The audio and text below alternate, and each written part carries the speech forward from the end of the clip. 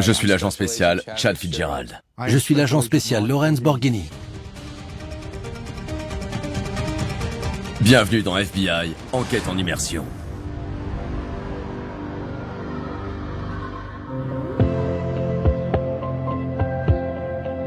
Les plages de Panama City sont très fréquentées par les touristes.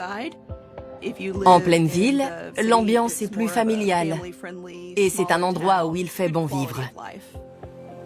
On y trouve les plus belles plages que j'ai jamais vues. Le sable est très blanc, l'eau est vert émeraude. On a de magnifiques plages qui bordent le golfe du Mexique. Mais il se passe des choses dans le coin qui ne sont pas des plus positives. La plupart des crimes sont liés à l'usage de stupéfiants ou aux armes à feu. Mais je ne me suis jamais senti en danger ici. Il n'y a pas vraiment de gang à Panama City. J'étais en train de faire de la paperasse quand on a reçu un appel prioritaire. La bijouterie Reed's venait de se faire braquer. En entrant, on a fait « Waouh !» Ils avaient tout pris. Les montres, les bagues, les diamants et tout le reste. Beaucoup de bijoux.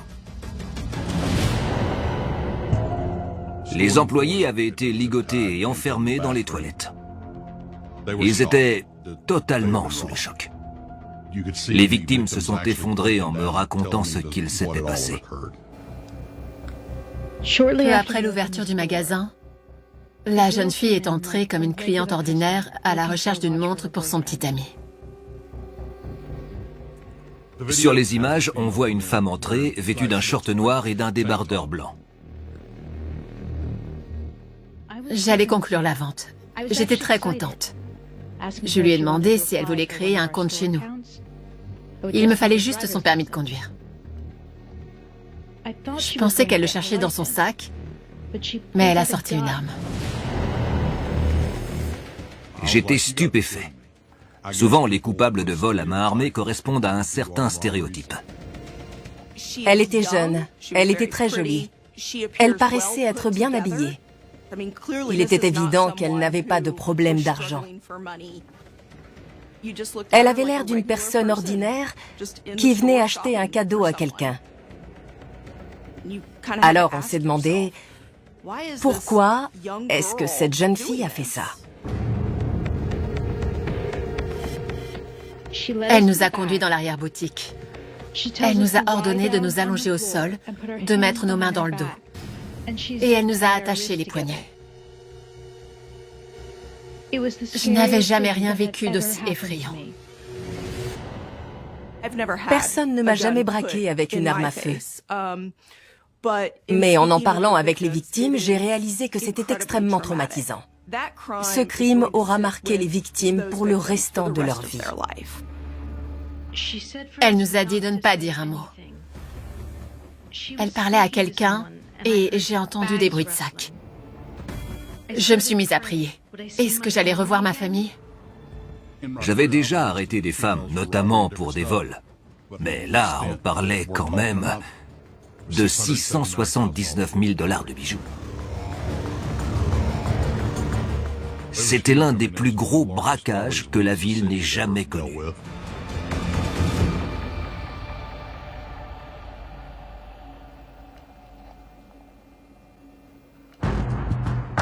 Après avoir sécurisé les lieux, on a fait venir un chien renifleur. Le chien a senti l'odeur des bijoux et il a longé le trottoir jusqu'au Walmart. Il s'est arrêté devant la place de parking exacte sur laquelle la suspecte s'est égarée avant le braquage. On a analysé la vidéosurveillance du Walmart. On a repéré un véhicule. Il était de couleur marron, bordeaux et ça semblait être une Honda. On a vu la jeune femme sortir du véhicule. Elle portait exactement la même tenue qu'au moment du braquage. Il y avait quelqu'un sur le siège passager. L'individu était assez costaud et il portait une chemise de couleur claire. Après avoir vu qu'elle n'était pas seule, On s'est dit qu'elle avait très probablement des complices dans cette affaire. Elle est entrée dans le Walmart. Elle est allée au rayon automobile et elle a volé des colliers de serrage. Elle est ressortie du magasin. Elle est montée en voiture et elle est partie. Et 5 minutes plus tard, elle braquait la bijouterie Ritz. Le seul problème, c'est qu'on n'a jamais pu relever la plaque d'immatriculation. En visionnant les images, j'ai constaté qu'elle était très à l'aise. Elle était très pragmatique, organisée, détendue. Elle était très sûre d'elle. Puis j'ai commencé à me dire qu'elle n'en était peut-être pas à son coup d'essai. J'aime bien faire des recherches sur Internet et sur les réseaux sociaux. J'ai donc cherché sur Google « vol de bijouterie »,« voleuse »,« collier de serrage »,« victime » et j'ai découvert qu'une affaire similaire avait eu lieu en Géorgie. Un autre braquage avait été commis à Dawsonville en Géorgie une semaine plus tôt. La coupable était une femme. Elle avait une arme à feu. Elle avait pris les employés en otage, les avait ligotés et avait volé les bijoux. Le mode opératoire était le même que dans mon affaire. Puis, j'ai découvert qu'un autre braquage avait eu lieu à Woodstock, en Géorgie. J'ai lu un article qui indiquait que la police était à la recherche d'une femme potentiellement témoin. Puis j'ai vu les photos de la femme en question, je les ai observées et je me suis dit, je ne pense pas que cette femme soit un témoin, à mon avis, c'est plutôt la suspecte. C'est la voleuse de ma bijouterie. Je savais désormais qu'elle était impliquée dans 3 braquages. J'étais prêt à bosser sur cette affaire, mais je suis basé en Floride. J'allais avoir du mal à lancer un avis de recherche en Géorgie. Donc on avait besoin d'aide. Je savais que si j'arrivais à impliquer le FBI, il enquêterait à la fois en Géorgie et en Floride et on obtiendrait toutes les informations d'un coup.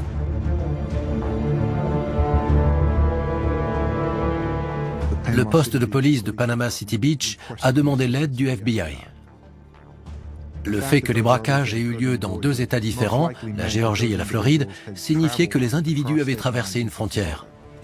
Ça a tout de suite permis au FBI d'ouvrir une enquête et de prendre part à l'affaire. J'ai contacté notre bureau d'Atlanta. Les agents ont réussi à obtenir des captures d'écran de vidéos et des pièces à conviction liées aux 2 braquages qui avaient eu lieu dans leur secteur.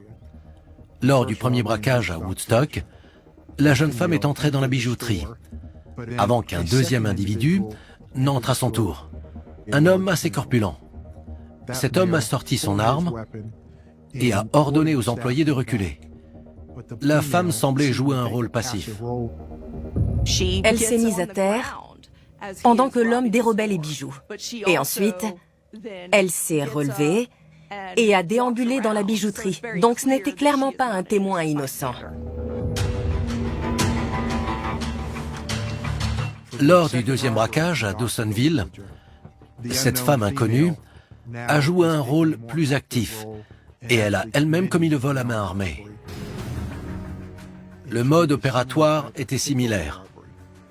Mais cette fois-ci, il y avait quelques différences. La jeune femme est entrée seule dans la bijouterie et il n'y avait personne à l'extérieur. Lors du troisième braquage, celui de Panama City Beach, on a découvert que la veille, la suspecte était déjà venue dans la bijouterie. Les employés avaient répondu à un certain nombre de ses questions et lui avaient montré un certain nombre de pièces.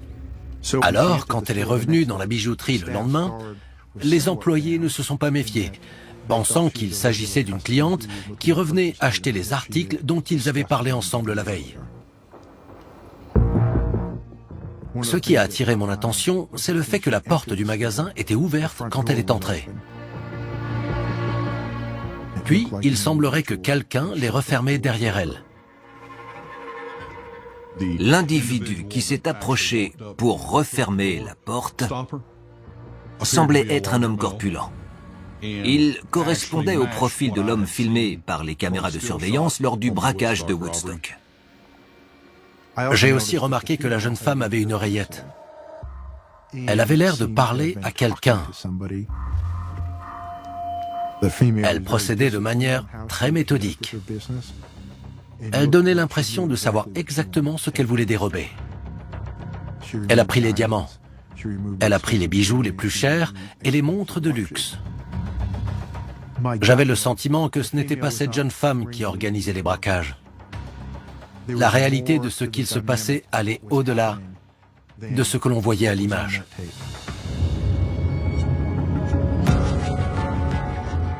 Le premier braquage était une première pour elle. Quelqu'un devait lui montrer comment procéder. Elle allait devoir refaire la même chose à l'avenir.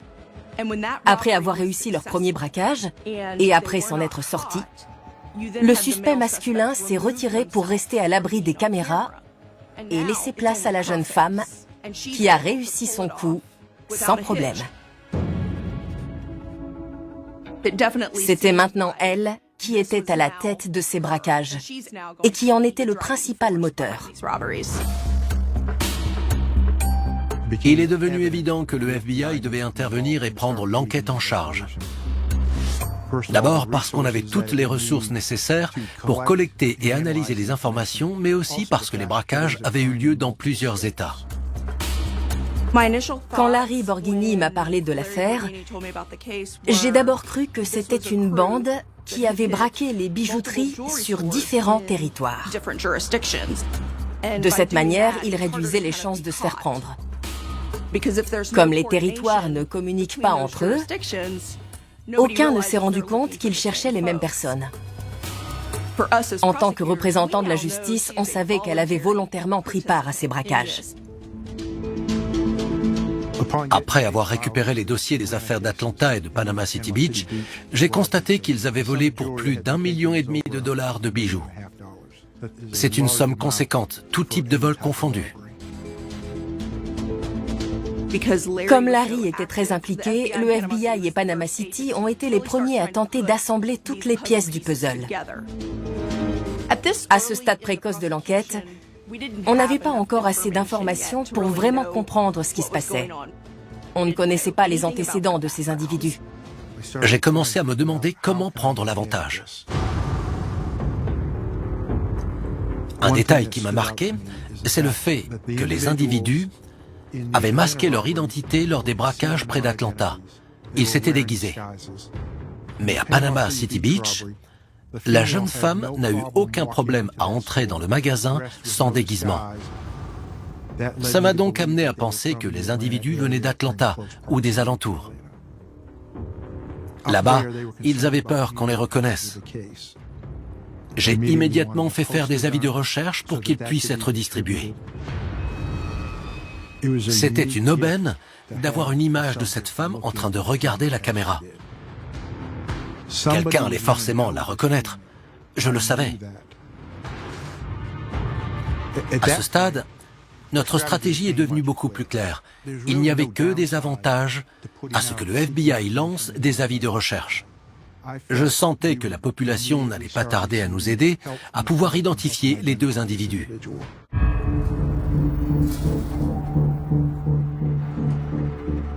Même si c'est Larry qui était en charge de l'affaire, je continuais à enquêter de mon côté. Je regardais constamment sur Internet si d'autres braquages avaient eu lieu. Puis Bluffton, en Caroline du Sud, est apparu. Même mode opératoire. Une femme entre dans la bijouterie, sort une arme et ligote les employés. J'ai dit à Larry que ça s'était reproduit à Bluffton. Le quatrième vol de bijoux a été le plus conséquent de tous. 927 000 $ de marchandises ont été dérobés. Ils volaient des bijoux spécifiques, comme s'ils avaient fait la liste de ce qu'ils voulaient. Il s'agissait d'objets de grande valeur. Ce n'étaient pas des objets que l'on peut vendre sur eBay ou donner à son prêteur sur gage. Ils avaient sûrement quelqu'un à qui revendre ces bijoux. Le fait que cette femme non identifiée était au téléphone pendant le vol a joué un rôle crucial dans l'enquête. Son téléphone s'était forcément connecté à une antenne relais avant de se connecter à un autre téléphone ou à un réseau. Il fallait donc qu'on retrouve l'antenne à laquelle il s'était connecté. J'ai rapidement fait appel à notre bureau d'Atlanta. L'agent spécial Fitzgerald est l'une des personnes les plus compétentes du bureau en matière de traitement des données téléphoniques. En discutant avec l'agent Borghini, j'ai appris que les victimes avaient été ligotées et mises à genoux. Elles ont cru qu'elles allaient y passer ce jour-là.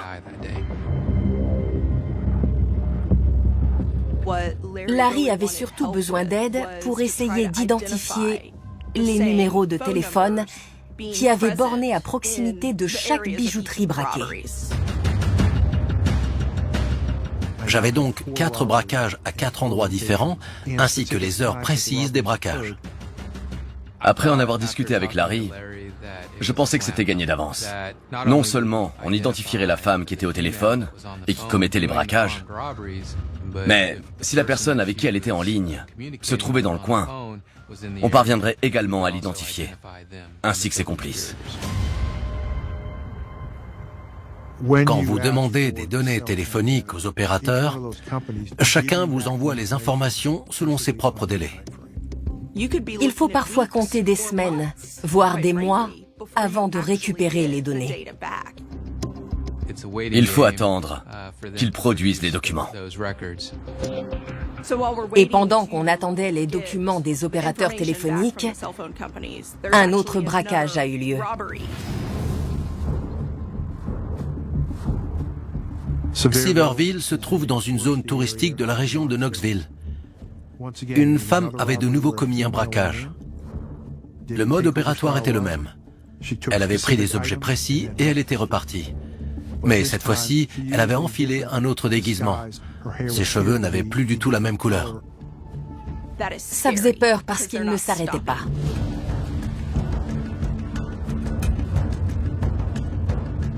En tant que procureure adjointe, tout ce que je voulais, c'était arrêter ces individus. Lors du braquage à Silverville, la suspecte et ses complices ont volé un peu plus de 3,5 millions de dollars de bijoux. On a subi de grosses pressions en interne, ainsi que de la part du FBI pour identifier ces personnes et mettre un terme à cette situation. Le pire qui aurait pu arriver, c'est que cette femme et ses complices continuent à commettre des vols et finissent par tuer quelqu'un. Je voulais à tout prix éviter de la contrarier. On avait vu son visage. Donc, je me suis dit que si elle voulait éviter qu'on la dénonce, elle allait peut-être nous tuer. La plupart des victimes m'ont dit qu'elles se demandaient si elles allaient rentrer chez elles, revoir leur famille, si elles allaient revoir leurs enfants, si elles allaient revoir leurs conjoints, parce qu'elles pensaient qu'elles allaient mourir.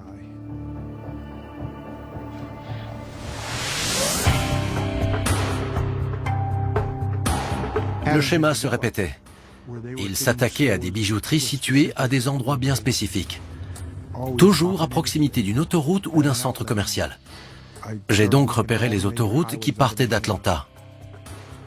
Il est bien plus facile d'aller dans une bijouterie excentrée, de la dévaliser et de prendre l'autoroute que d'aller dans n'importe quelle grande ville, entrer dans une bijouterie et en ressortir avec des tas de bijoux. J'ai ensuite essayé de réfléchir à leur prochaine destination. Où allaient-ils ensuite?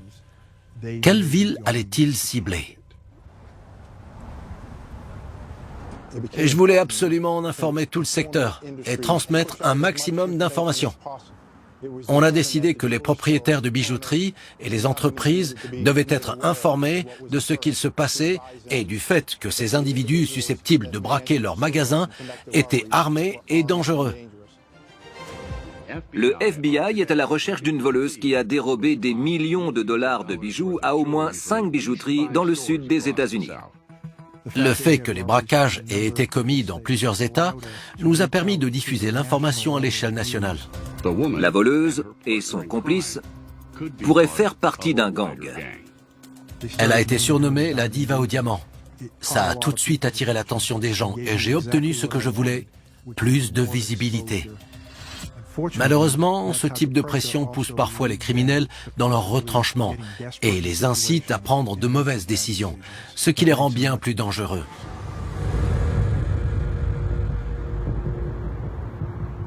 Et puis, il y a eu une tentative de braquage à Macon, en Géorgie. Ça nous a confortés, Larry et moi, dans l'idée qu'on n'en avait pas terminé et que ces individus n'allaient pas s'arrêter. Puis, la jeune femme est entrée dans une autre bijouterie. Le gérant a tout de suite reconnu la diva au diamant et a cru qu'il allait se faire braquer. Au même moment, un livreur est entré dans le magasin et la femme a décidé de partir. J'ai tout de suite pensé à la bijouterie de Panama City, où il s'était rendu une première fois, avant de revenir le lendemain pour tout voler. Avant cela, je ne contrôlais rien. Je réagissais après coup. Mais cette fois, s'ils comptaient revenir le lendemain, on serait là pour les accueillir. C'était la première fois qu'on avait une longueur d'avance. J'allais enfin pouvoir mettre un terme à tout ça.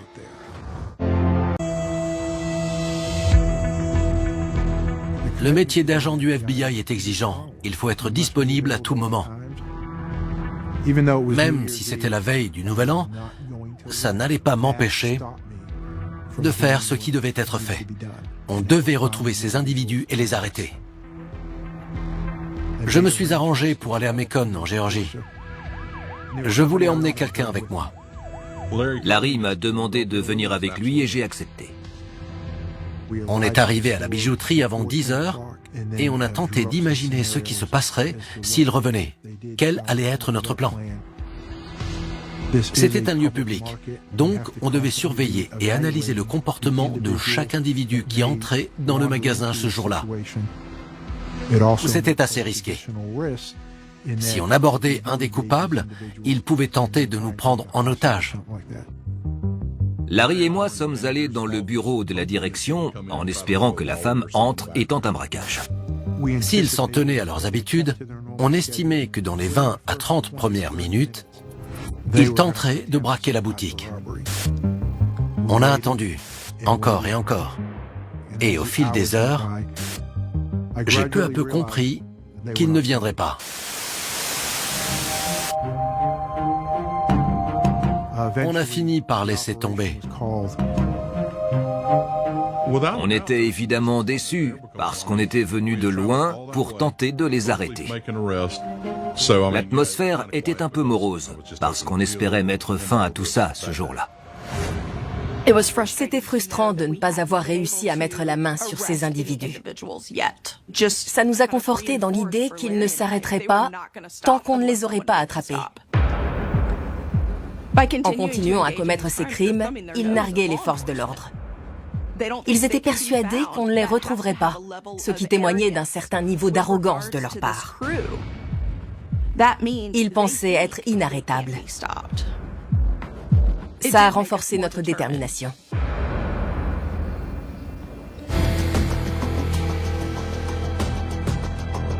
Le 6e braquage a eu lieu à Meban, en Caroline du Nord, à environ 4 heures d'Atlanta.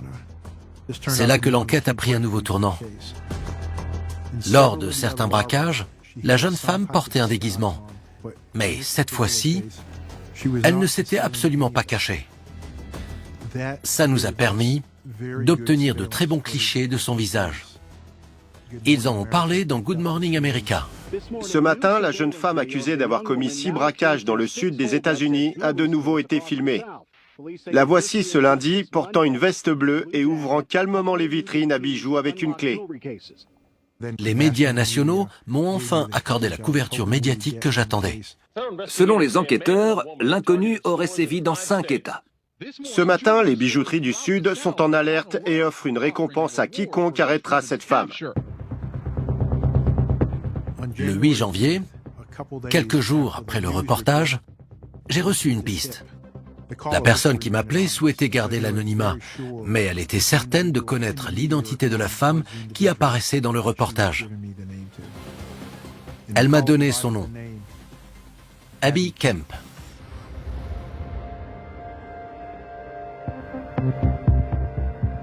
À ce moment-là, j'ai commencé à me concerter avec le bureau d'Atlanta pour décider de ce qu'on allait faire. Il fallait que je vérifie les informations fournies par la personne qui m'avait appelé. Mais j'avais à peine commencé mes recherches que l'agent Fitzgerald avait de nouvelles informations. Les données de localisation des opérateurs téléphoniques nous sont parvenues, et un numéro en particulier sortait du lot. Ce numéro avait borné dans toutes les zones ciblées. On se réjouit toujours quand on obtient une piste solide.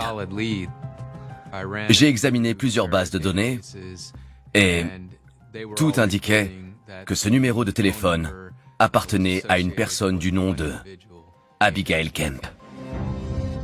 Je l'ai immédiatement cherché sur les réseaux sociaux.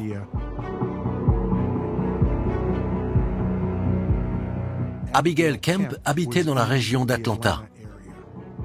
Elle avait une voiture marron. Et on pouvait voir, grâce aux photos, qu'il s'agissait bien de la femme qui avait commis les braquages. Elle faisait visiblement beaucoup la fête. Elle menait la belle vie. Et elle était pleine de vie. Aucun élément de son passé ne suggérait qu'elle était violente. Abigail était privilégiée. Elle venait de la classe moyenne supérieure. Elle était intelligente, elle allait dans de bonnes écoles. Elle bénéficiait de beaucoup d'opportunités dans la vie. Honnêtement, Abigail était une jolie fille. C'était une belle femme blanche. La première fois que j'ai vu Abigail, on était ensemble en boîte. Elle était venue avec l'un de mes meilleurs amis. Elle était plutôt discrète. J'imagine qu'elle essayait peut-être de jauger l'ambiance ou un truc du genre. Ensuite, on a fait d'autres soirées avec elle. Abigail, après cette première soirée, quand elle a commencé à être à l'aise avec tout le monde, elle a montré un autre visage. Tant qu'elle était sobre, elle restait Abigail. Mais quand elle avait bu, elle devenait Abby. Et d'un coup, bam! Elle devenait très désagréable. Pour résoudre l'enquête, il fallait retrouver Abigail Kemp. Elle nous mènerait ensuite à ses complices. C'était la première fois durant l'enquête que je sentais qu'on tenait une piste solide. L'enquête prenait enfin un nouveau tournant. C'était réjouissant. Mais l'heure n'était pas encore à la fête. Tout ça ne serait pas terminé tant qu'on ne les aurait pas tous attrapés. L'agent Fitzgerald a alors commencé à essayer de savoir où vivait Mademoiselle Kemp. On est d'abord allé voir là où vivait sa famille. C'était un beau quartier d'Atlanta. Ce n'était pas le genre d'endroit où on s'attendait à trouver quelqu'un qui braquait des bijouteries pour se faire de l'argent. Mais la voiture n'était pas là, et rien n'indiquait la présence d'Abigail. Ensuite, on s'est rendu dans un appartement auquel son nom était associé. Après avoir discuté avec la société de gestion, j'ai appris qu'elle venait tout juste d'y emménager. Sa voiture était garée à un endroit spécifique. Donc on avait toutes les raisons de penser qu'elle était là. J'ai appelé des collègues pour leur demander de venir nous aider.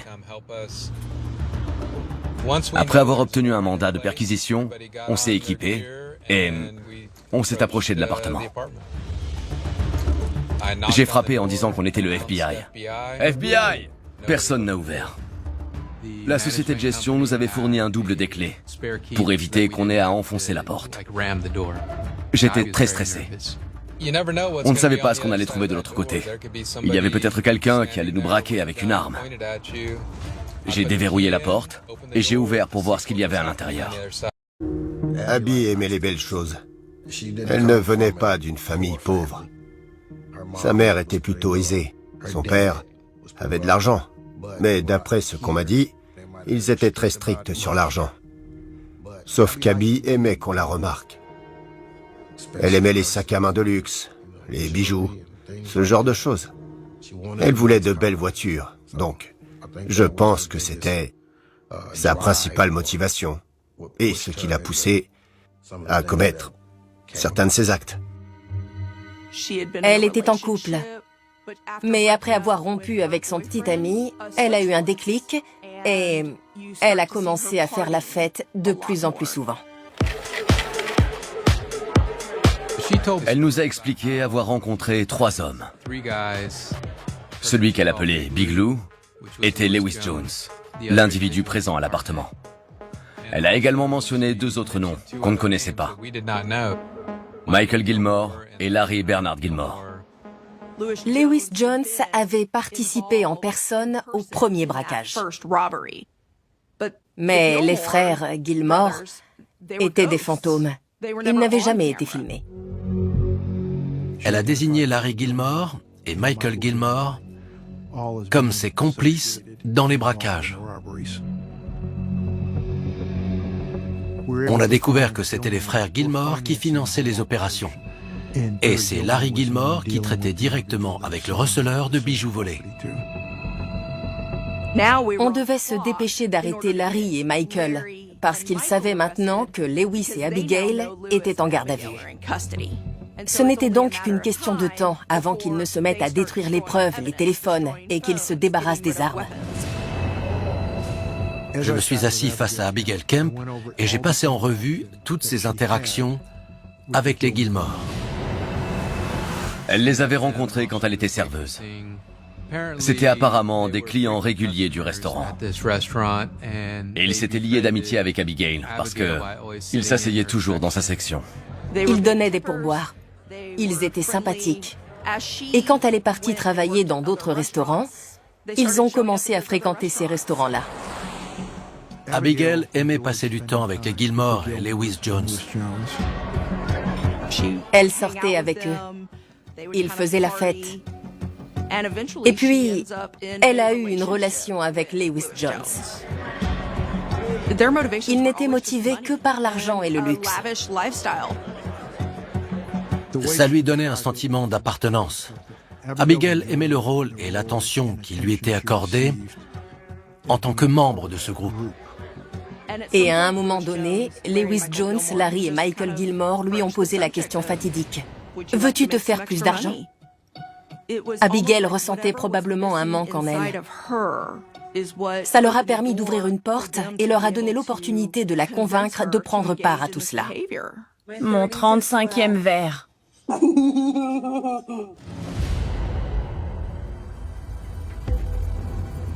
Selon elle, quand ils ont discuté du braquage de leur première bijouterie à Woodstock, elle a compris qu'elle serait là, mais qu'elle ne ferait rien d'autre.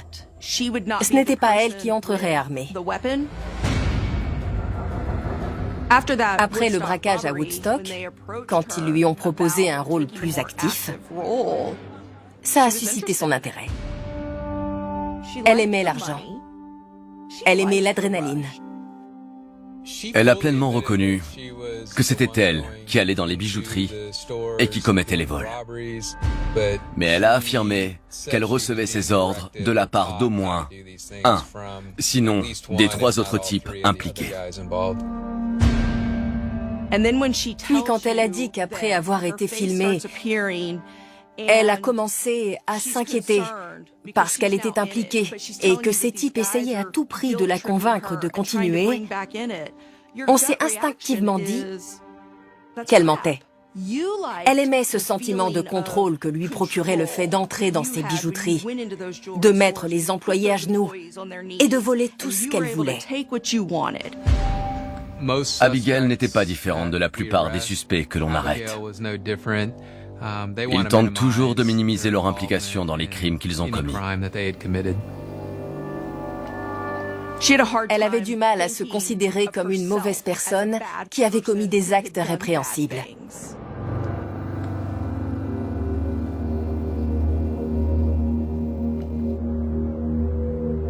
On a fini par découvrir que Michael et Larry Gilmore possédaient un atelier dans la région d'Atlanta. Ils étaient spécialisés dans la pose de vitres teintées sur les voitures. Mademoiselle Kemp a indiqué avoir été formée là-bas. Ils lui ont notamment appris à tenir quelqu'un en joue avec une arme, à ligoter quelqu'un avec des colliers de serrage, et ils l'ont formé à commettre ces braquages. Je voulais que les mandats d'arrêt soient lancés au plus vite, afin de pouvoir attraper les Gilmore. Dès qu'on veut arrêter des individus armés et dangereux, on prend beaucoup de risques.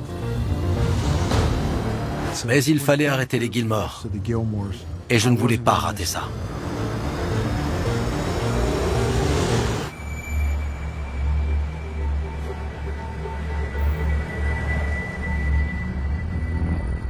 Michael Gilmore et Larry Gilmore se retrouvaient souvent le matin à l'atelier. On s'est mis en position dans l'espoir de les attraper tous les deux. Michael Gilmore est venu comme prévu. Mais Larry Gilmore n'est pas venu. Il était resté chez lui. Une équipe avait été envoyée à son domicile, prête à l'arrêter. Alors, on leur a donné le feu vert pour procéder à l'arrestation. Les deux équipes ont donc atteint leur cible en même temps. Quand on procède à une arrestation, la rapidité, c'est la clé. Michael Gilmore a vu des agents arriver et a compris ce qu'il se passait. On a enfoncé les portes en les arrachant de leurs gonds avant qu'ils n'aient le temps de saisir une arme.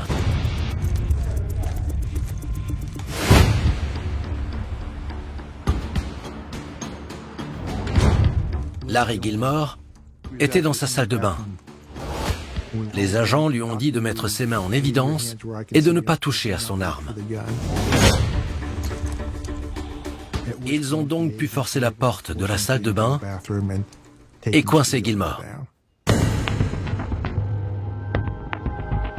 Après l'arrestation de Larry et Michael Gilmore, ils ont tous les quatre été mis en examen pour vol qualifié pour le braquage de la bijouterie Reed's à Panama City. Ils ont aussi été accusés de complot, ce qui a permis d'inclure dans le dossier tous les autres braquages qu'ils avaient commis. J'ai fait tout ce que j'ai pu, mais je n'ai réussi à retrouver aucun des bijoux volés. Abigail a dit qu'après les braquages, elle retournait en Géorgie, pendant que Lewis Jones, Larry et Michael Gilmore se rendaient à Miami, parce que c'est là-bas qu'ils revendaient les bijoux. Ils avaient trouvé un acheteur et ils choisissaient ce qu'ils voulaient lui vendre. On n'a jamais retrouvé aucun des bijoux parce qu'ils les revendaient aussitôt après chaque braquage. Lewis a réagi comme il l'a fait lors de son arrestation. Il a plaidé non coupable. Les Gilmore ont également plaidé non coupable. Abigail a plaidé coupable pour tous les chefs d'accusation. Elle espérait que sa coopération serait prise en compte par le gouvernement pour pouvoir bénéficier d'une peine plus légère. Lewis Jones, Larry et Michael Gilmore ont été jugés ensemble. Je fais ce métier depuis 13 ou 14 ans maintenant. Et je n'ai jamais vu à la barre une personne aussi coopérative qu'Abigail Kemp. Elle avait des remords. Elle a reconnu qu'elle avait mal agi. Elle a assumé ce qu'elle avait fait aux victimes et à ces familles qu'elle avait détruites. Donc je pense qu'elle a eu l'air très crédible aux yeux du jury devant lequel elle a témoigné.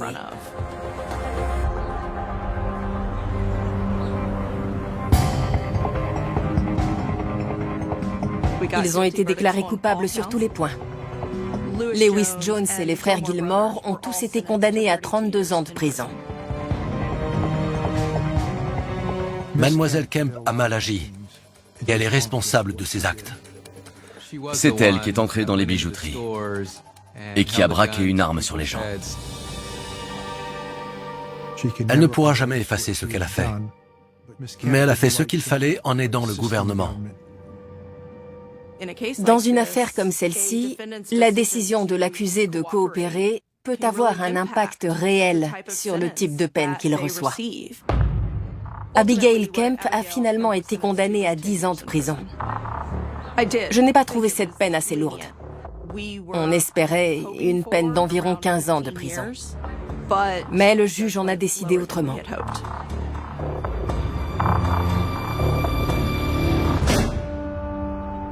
Abigail a été maligne.